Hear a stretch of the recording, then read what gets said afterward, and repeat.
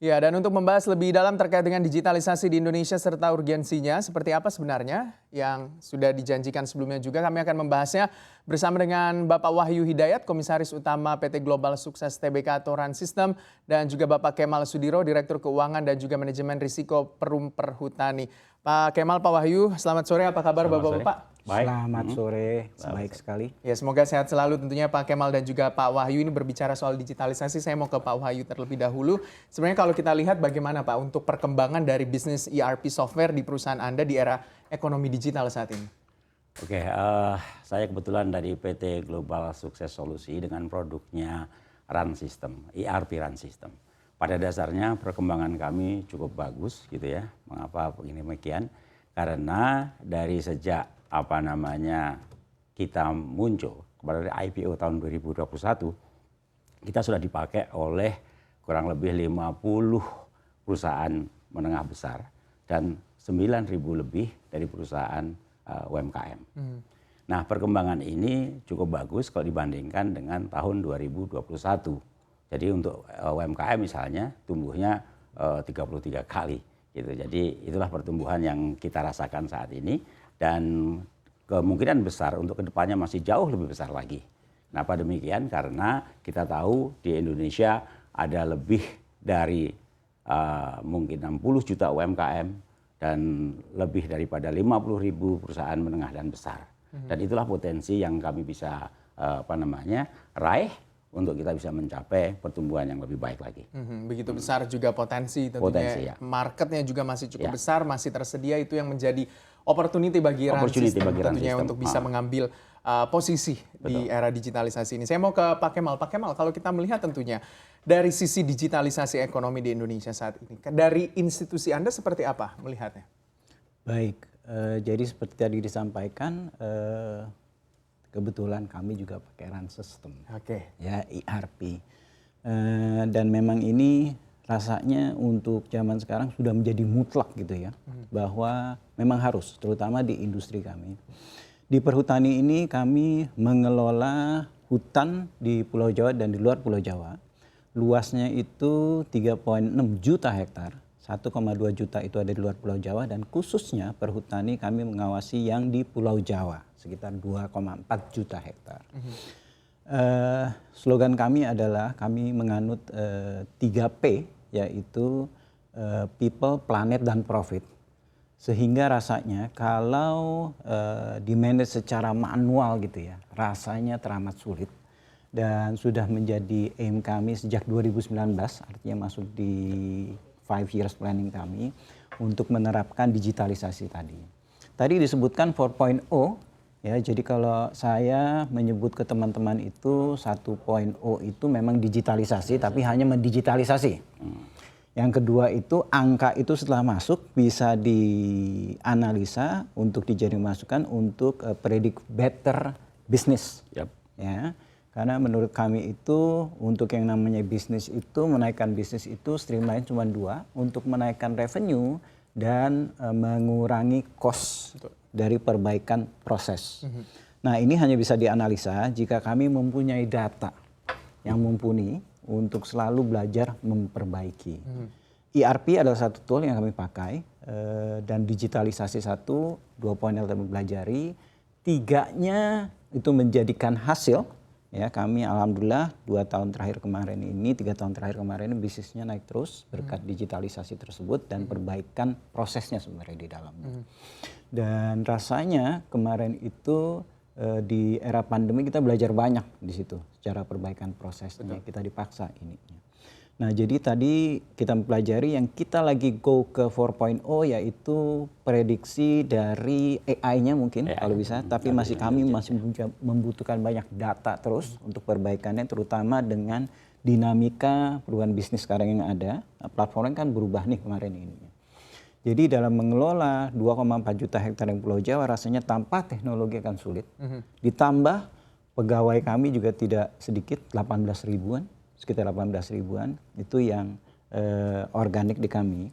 Dan dalam kami hal melakukan bisnis, portfolio kami itu 85% datangnya dari kayu yang ada di hutan dan getah kayu. Sehingga interaksi dengan masyarakat sekitarnya itu sekitar 1 juta.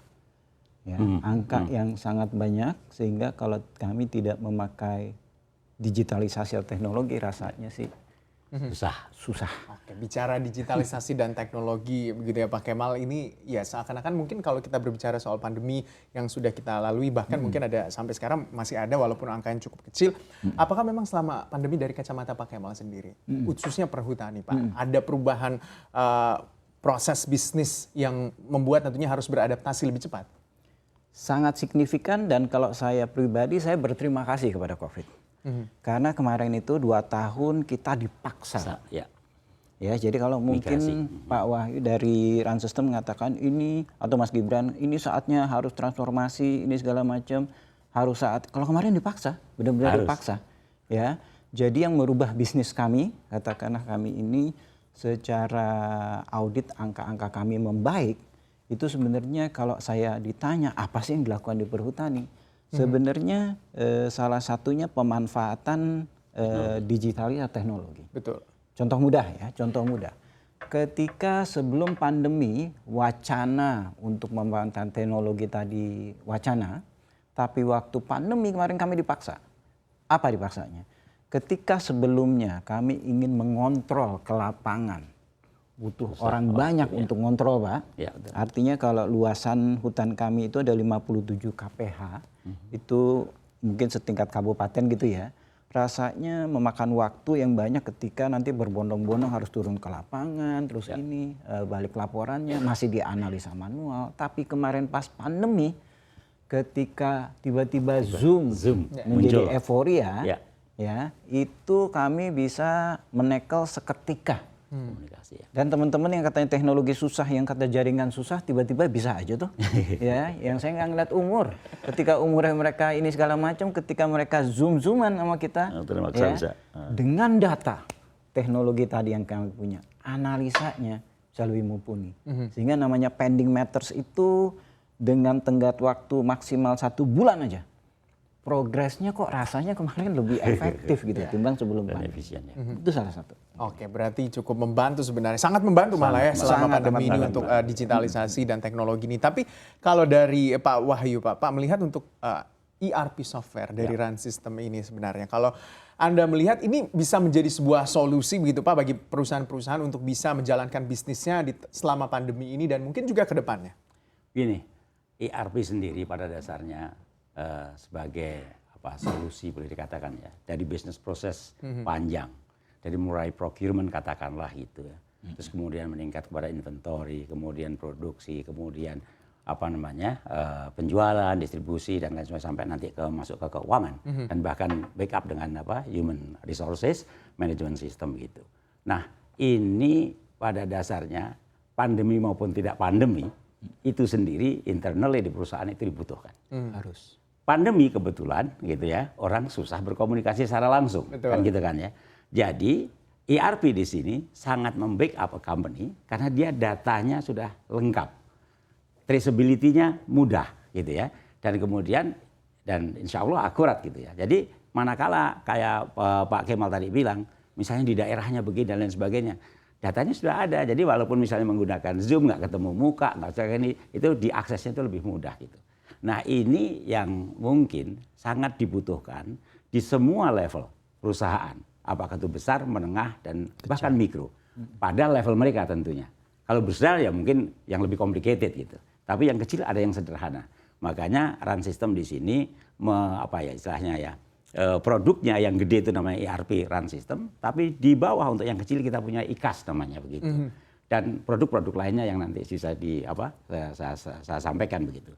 Tapi yang jelas adalah ini sangat-sangat dibutuhkan at every level of corporations gitu. Apakah yang gede banget maupun yang kecil, bahkan yang pedagang pasar katakanlah begitu. Nah ini yang justru kita dengan 9.000 lebih sekarang yang sudah dilayani dengan IKAS, harapan kami makin besar. Karena ada 60 juta lebih perusahaan IKAS ini. Jadi harapan kami ERP ini menjadi tonggak sejarah bagi Indonesia bahwa kita memang harus masuk di situ. Gitu. Harus masuk di situ mau tidak mau ya Pak. Ya. Berarti bisa dikatakan ERP software ini ya solusi begitu ya. Solusi bagi dan semua. kebetulan efficiency is there. Iya gitu betul ya. sekali. Mau itu masa pandemi ataupun ke depannya juga No matter. akan terus menjadi solusi bagi perusahaan-perusahaan untuk menjalankan bisnisnya. Nah terkait dengan ERP software terkait juga dengan run system, Pak. Nah, bagaimana sebenarnya dari run system sendiri untuk bisa mendorong, mensukseskan gitu untuk proses digitalisasi di Indonesia dari sisi bisnis sebenarnya? Begini, proses kita ini kan sesuatu yang artinya harus kita perkenalkan. Ya. Nah, sekarang kita banyak melakukan katakanlah campaign atau apapun ya terhadap penggunaan ini. Dan kita banyak bekerja sama, apakah itu lembaga pemerintahan misalnya ada desa gitu ya dan lain sebagainya. Yang kita harapkan mereka sudah kita introduce dengan yang namanya ERP pada level mereka begitu dan lain sebagainya. Dan itu terus kita kampanyekan agar harapan kita adalah at the end of the day gitu ya, kita semuanya memang tercover dengan sistem ini. Dan itulah harapan kita agar nanti Indonesia ini lebih cepat gitu ya, lebih akurat gitu ya, dan memang memang dibutuhkan gitu ya untuk efisiensi perusahaan dalam berbisnis gitu. Ya, efisiensi perusahaan begitu ya dalam berbisnis. Nah, saya mau ke Pak Kemal. Pak Kemal, kalau kita melihat ya kalau mungkin saya tadi garis bawahi pernyataan Bapak, kalau dulu kita dipaksa begitu untuk masuk ke sistem digital, saat ini ya memang itu sebuah kewajiban gitu ya, atau mau tidak mau ya kita harus masuk ke arah sana begitu. Berarti bisa dikatakan digitalisasi ini menjadi sebuah jawaban bagi bisnis untuk bisa beradaptasi di segala jenis tantangan di era industri saat ini. Yes. Tapi ada tambahan ERP nih, ya yang saya mau garis bawahi. Jadi gini, digitalisasi satu hal. Sebelumnya kita banyak digitalisasi tapi sendiri-sendiri. Betul. Ya, interconnected ya. Nggak interconnected. Yang jadi kendala justru malah bukannya kolaborasi untuk cari solusi, engkel-engkelan datanya silo mana yang benar mana yang ini. Habis waktunya di sana. Nah, ERP itu solusinya. Karena kan one repository. Mereka jadi satu. So with one common data artinya ketika tadi ada data yang kurang, quote unquote kurang benar gitu ngebetulinnya dari source-nya aja kita ini. Sehingga one common point gitu untuk betulinnya. Sehingga itu yang menjadi mungkin ERP di kami lebih ke sana makanya. Jadi digitali salah satu, tapi ERP yang tadi adalah justru tadi center point-nya untuk tadi menyatukan untuk karena kan sebenarnya kita nggak mau spend waktu terlalu banyak untuk yang mana data yang mana yang enggak. Justru di data itu mana yang bisa dibetulkan. Ya, dan menariknya lagi, kebetulan saya senang sama Run System dan Pak Wahyu ini. Kami ini BUMN, Pak. Kami dikejar yang namanya TKDN. Ya. Ini merah putih ini lokal. Betul. Yang merek yang sono sih banyak. Tahun 2000 udah musim. Muahalnya minta ampun gitu ya. Ini karena sama-sama warnanya merah putih gitu Pak ya. Jadi mungkin frekuensi ininya agak sama gitu ininya. Nah itu ngebantu. Itu sangat amat ngebantu. Kami belum kelar. Dan namanya digitalisasi ini kan terus. Dynamic. Dan mungkin tahun 2000-an itu ERP udah common, very common. Tapi trennya waktu itu punya server sendiri. That's a trend. Nowadays trennya ya cloud. Nggak bisa enggak, udah gitu aja. Larinya ke sana. Mungkin itu tambahan. Oke, berarti sangat membantu ya. Saya garis ambil kesimpulan selama menggunakan ERP software untuk perhutani ini sangat terbantu dan efisien begitu dalam menjalankan bisnisnya ya Pak. Efisien versus efektif. Efisien dan juga efektif. Nah, targetnya kami kan kurang lebih ya sampai dengan 30%. Dia bisa mereduce cost. Yang biasanya mungkin kapalnya tidak tercover dengan bagus, kita bisa reduce cost sampai segitu gitu. Wow, sangat besar sekali sebenarnya kalau 30% bisa reduce cost-nya. Sampai dengan 30% untuk bisa untuk dari satu brand begitu atau dari satu perusahaan. Nah, terkait dengan digitalisasi juga Pak di Indonesia khususnya ini dari kacamata Pak Wahyu. Kalau Anda melihat apa sih sebenarnya yang menjadi sebuah tantangan begitu dalam proses digitalisasi utamanya bisnis ya di Indonesia? Tantangan utama sebenarnya dimanapun tidak hanya di Indonesia itu manusianya, ya kan? Apakah mereka bisa mau merubah paradigma mereka, gitu kan? Orang yang terbiasa dengan manual susah itu kalau untuk berubah itu. Tapi begitu kita bisa mengintroduce dan meyakinkan mereka bahwa mempermudah mereka, membuat mereka efisien, mereka akan itu yang pertama. Nah, yang kedua problem yang ada di antara mengenai handicap ini adalah utamanya biasanya jaringan kalau belum bagus gitu. Betul. Ya. Dan selanjutnya adalah mengenai selain manusianya tadi itu adalah keinginan untuk berubah itu bukan hanya manusianya tapi company-nya sendiri menuju ke hal yang lebih baik dan bisa melakukan perubahan-perubahan yang ada dari bisnis proses itu sendiri gitu. Nah itu yang mungkin handicap yang ada gitu ya. Yang pertama tadi manusianya, yang kedua mungkin networks yang ada, dan yang ketiga kemungkinan juga mengenai bisnis prosesnya sendiri. Kan terkadang kita dengan ERP yang ada itu semua bisnis proses A to Z-nya kan diselaraskan gitu dan lain sebagainya. Nah itu yang kemungkinan besar kalau kita nggak mau berubah kan susah juga gitu kan dan lain sebagainya. Dan sudah terbukti misalnya di perhutani melakukan seperti itu. Iya, di perhutani sudah terbukti melakukan seperti itu, cost-nya dan juga efektif serta efisien begitu ya dalam. Dan untuk ERP sendiri untuk di Indonesia, nah ini kelebihannya menurut saya ya. Kita ini didevelop oleh teman-teman muda yang Indonesia yang punya pengalaman dengan kondisi yang ada di Indonesia, sehingga hal-hal yang seperti misalnya karakteristik atau culture yang ada itu diadopt gitu. Betul. Nah, diadaptasi begitu. Dengan demikian flexibility di sana kalau menggunakan ERP-nya Run System misalnya. Saya nggak ingin jualan itu ya, tapi artinya itu mungkin yang memudahkan. Bahkan kita mudah untuk dihubungi gitu.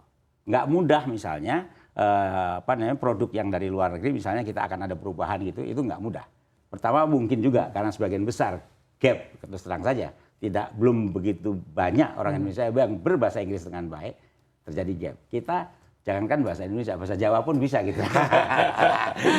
Jadi mudah untuk orang Indonesia. Nah itu mungkin juga gap-gap tadi itu bisa kita selaraskan dengan adanya ERP, gampangannya karya anak bangsa ini. Iya betul sekali. Walaupun ada sejumlah tantangan tentunya, tapi kalau memang ada kemauan begitu ya untuk maju, semua gap-gap yang terjadi selama ini akan ditutupi tentunya ya.